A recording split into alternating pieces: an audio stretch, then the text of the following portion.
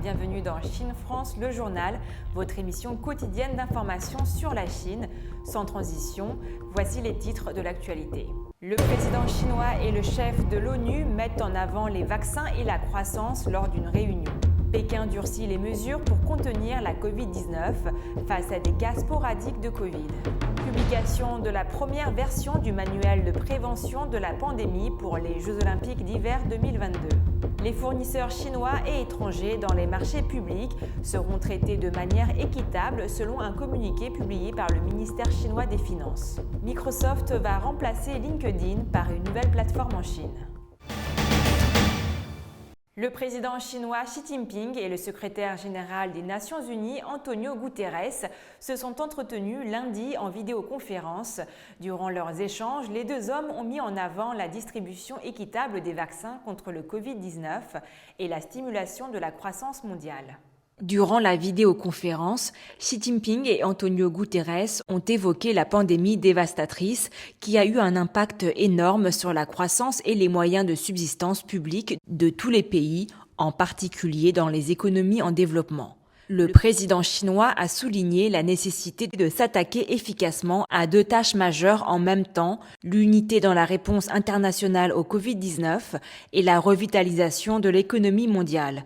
Il a appelé à des efforts pour accroître l'aide aux pays en développement dans la réponse au Covid-19 et pour distribuer les vaccins de manière juste et raisonnable dans le monde entier, faisant ainsi des vaccins un bien public mondial.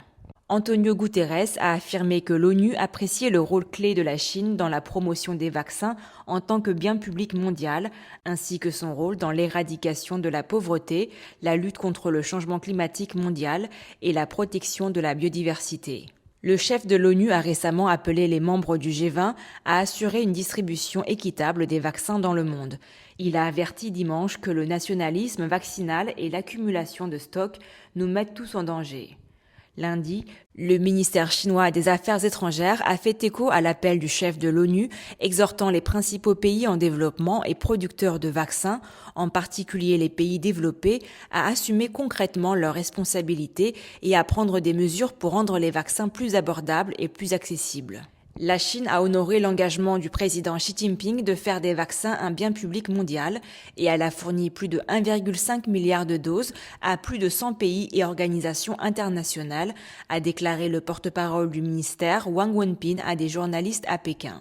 Évoquant avec Antonio Guterres la croissance mondiale, Xi Jinping a déclaré que Pékin était disposé à mieux se coordonner avec l'ONU et à poursuivre le déploiement de l'initiative pour le développement mondial, une proposition majeure que le président chinois a faite il y a un mois lors du débat général de la 76e session de l'Assemblée générale des Nations unies. L'initiative, qui a reçu le soutien de nombreux pays, appelle à favoriser une communauté de destin mondial de développement. Antonio Guterres a déclaré que l'initiative proposée par Xi Jinping était d'une grande importance pour la promotion de l'égalité mondiale et d'un développement équilibré et durable, ajoutant que l'ONU la soutenait pleinement et était disposée à renforcer la coopération avec la Chine à cet égard. Xi Jinping a déclaré que la Chine souhaite aider à lutter contre le goulot d'étranglement en matière de croissance dans les pays en développement, à mettre en œuvre le programme de développement durable à l'horizon 2030 des Nations Unies et à faire passer le développement mondial à une nouvelle étape caractérisée par l'équilibre, la coordination et l'inclusion. Concernant le changement climatique, le président chinois a déclaré que les pays devraient continuer d'honorer leur devoir de réduire les émissions de carbone et d'aider les pays en développement à réaliser leur transformation économique.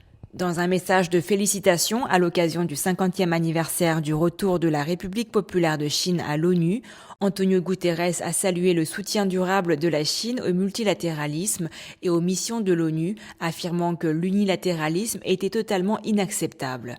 Xi Jinping a affirmé que l'histoire avait prouvé qu'il n'est pas possible pour l'hégémonie de dominer le monde et qu'aucun pays ne devrait ignorer le système, l'ordre et l'ensemble des règles du monde. Pékin a dévoilé de nouvelles mesures pour contenir la propagation de la Covid-19 après le signalement de nouvelles infections locales ces derniers jours.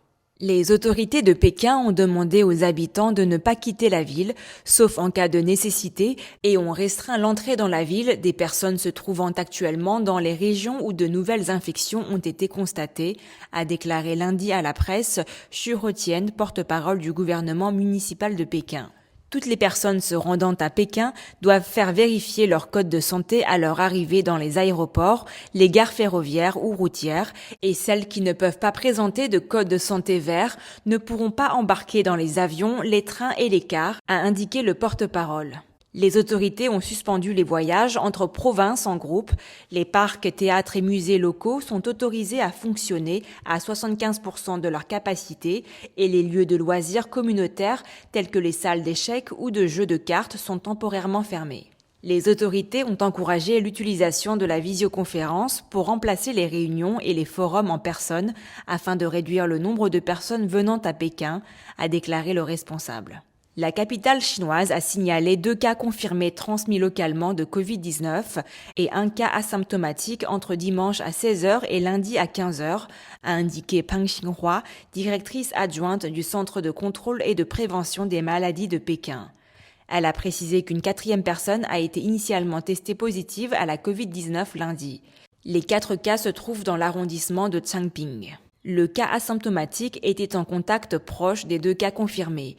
Les 2 cas confirmés, un couple, avaient voyagé avec 2 autres cas signalés dimanche, a précisé la directrice adjointe du Centre de contrôle et de prévention des maladies de Pékin.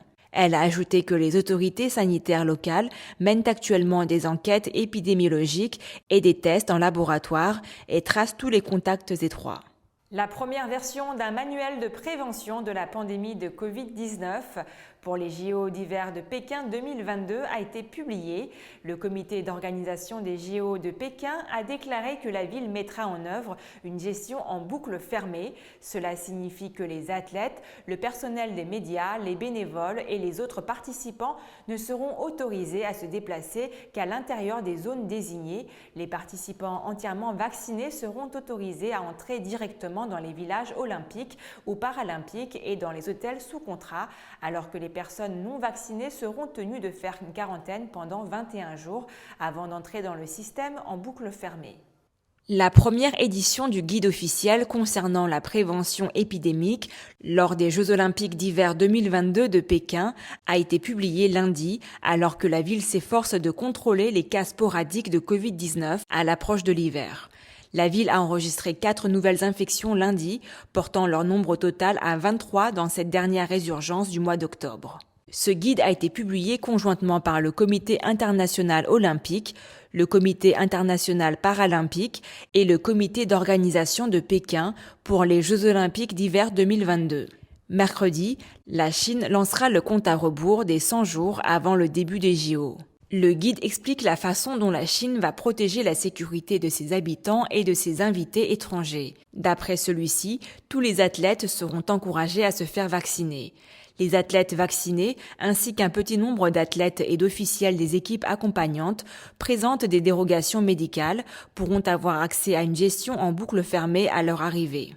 Ceux ayant réalisé un schéma vaccinal à 2 doses dans les 14 jours avant leur entrée en Chine pourront intégrer le système de gestion en boucle fermée directement à leur arrivée. Ceux n'ayant pas été pleinement vaccinés devront observer une quarantaine de 21 jours à leur arrivée.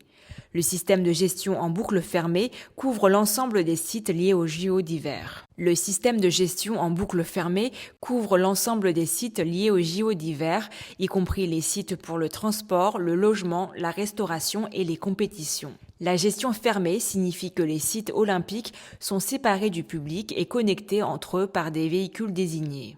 Selon un responsable du département de la santé et des services du comité d'organisation de Pékin, ces directives constituent un manuel d'instruction pour les participants. Il a expliqué qu'elles indiquent à chaque participant aux Jeux olympiques et paralympiques d'hiver comment venir, ce qui se passera à leur arrivée, quel matériel ils doivent préparer et quel code de conduite ils devront suivre au cours des Jeux. Pour le vice-président et secrétaire général du comité d'organisation de Pékin pour les Jeux d'hiver, ce guide donne la priorité absolue à la sécurité et à la santé des athlètes et des autres participants, ainsi qu'à celle du public chinois. D'après le Global Times, une seconde version plus détaillée de ce guide sera publiée d'ici la fin de 2021. La version complète de ce guide sera ajustée sur la base des mesures anti-épidémiques de la Chine et l'évaluation des risques des tendances pandémiques. Selon un communiqué publié lundi 25 octobre par le ministère chinois des Finances, le gouvernement chinois s'est engagé à traiter de façon équitable les fournisseurs chinois et étrangers dans les achats gouvernementaux afin de garantir une concurrence équitable en accord avec la loi nationale sur les investissements étrangers ainsi qu'à protéger les intérêts légaux des entreprises étrangères.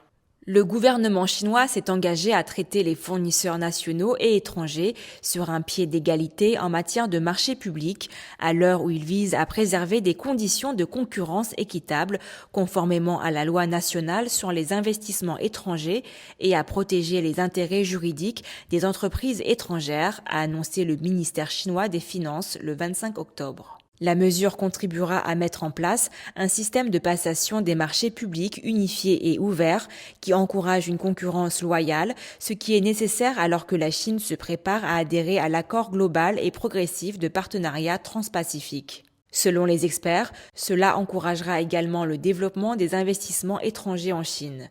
Un communiqué publié par le ministère chinois des Finances a indiqué que dans les marchés publics, les biens et services en Chine, qu'ils soient fournis par des entreprises nationales ou étrangères, seront traités de la même manière, à l'exception de ceux impliquant la sécurité nationale et les secrets d'État.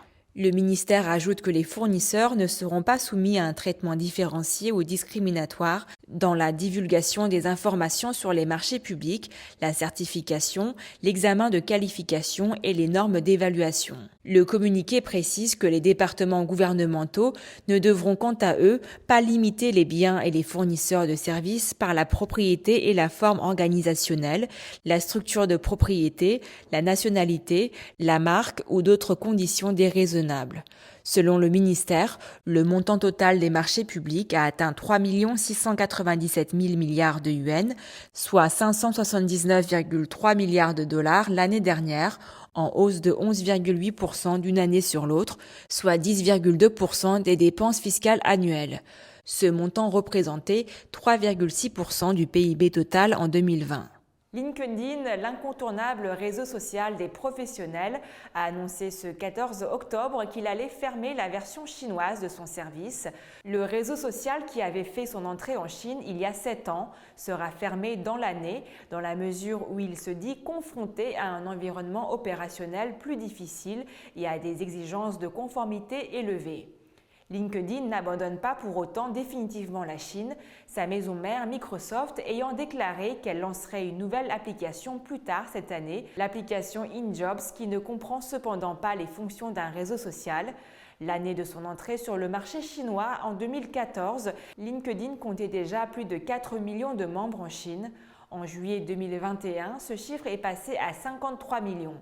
LinkedIn contribue à hauteur d'environ 10 milliards de dollars aux revenus de Microsoft et la Chine représentait à elle seule en 2020 1,8% du chiffre d'affaires total de Microsoft. C'est la fin de votre journal, merci à tous de l'avoir suivi. Pour vous abonner à la chaîne YouTube de Mandarin TV, il vous suffit de cliquer sur s'abonner en bas à droite de la vidéo et pensez également à activer la petite clochette de notification pour ne rien rater. Très belle journée ou très belle soirée avec Mandarin TV.